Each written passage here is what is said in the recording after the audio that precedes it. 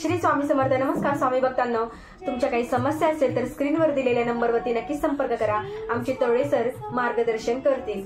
सरांनी सांगितलेला खास असा उपाय आपल्याला एकादशीच्या दिवशी करायचा आहे, नक्कीच करून बघा। तर व्हिडिओ तुम्ही शेवटपर्यंत बघा।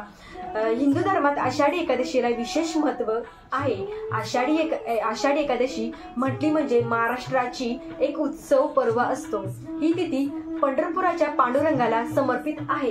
दरवर्षी आषाढी महिन्यातील शुक्ल पक्षातील एकादशी तिथीला आषाढी एकादशी म्हणजेच देवशयनी एकादशी साजरी केली जाते।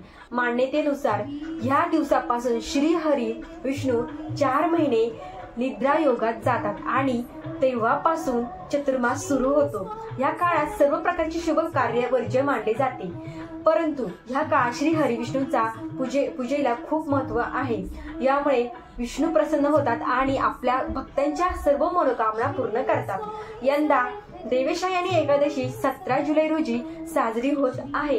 या दिवशी तुळशीशी संबंधित काही उपाय केल्याने विशेष लाभ होतो। चला जाणून घेऊया तुळशीशी संबंधित उपायांविषयी। अधिक माहिती तुळशीशी संबंधित हे सोपे उपाय करा, नक्कीच तुम्हाला आशीर्वाद भगवान विष्णूंचा मिळेल। एकादशी तिथीला पहिला उपाय, एकादशी तिथीला श्री हरी विष्णूंसह तुळशी पूजनाला विशेष महत्त्व आहे। या दिवशी तुळशीच्या रोपासमोर तुपाचा दिवा लावा। असे केल्याने तुळशी माता धन सुख आणि समृद्धीचा आशीर्वाद देते। आता दुसरा उपाय, या दिवशी एकादशीला तांब्याच्या भांड्यात पाणी भरून त्यात चिमूटभर हळद टाकून हे पाणी तुळशीला अर्पण करावे। तिसरा उपाय, देवशयनी एकादशीच्या दिवशी तुळशी मातेला शृंगाराचे साहित्य अर्पण करावे। असे केल्याने महिलांना अखंड सौभाग्याचा आशीर्वाद लाभतो।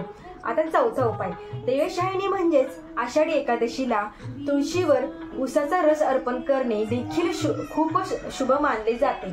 आता पाचवा उपाय, आषाढी एकादशीला तुळशीची विधिवत पूजा करून आरती करा। ह्या दिवशी तुळशीची पाने तोडू नका। गीतेचा 15वा अध्याय देखील वाचा। आता यातून तुम्ही सगळे उपाय केले तर खूपच चांगलं, नाही जमलं एक तरी करा। विष्णू भगवान नक्कीच प्रसन्न होऊन आशीर्वाद देतील। इथेच व्हिडिओ थांबवते। झालेली सेवा स्वामी चरणी रुजू करते। व्हिडिओ आवडला असेल तर व्हिडिओला लाईक शेअर सबस्क्राईब नक्की करा। धन्यवाद। श्री स्वामी समर्थ।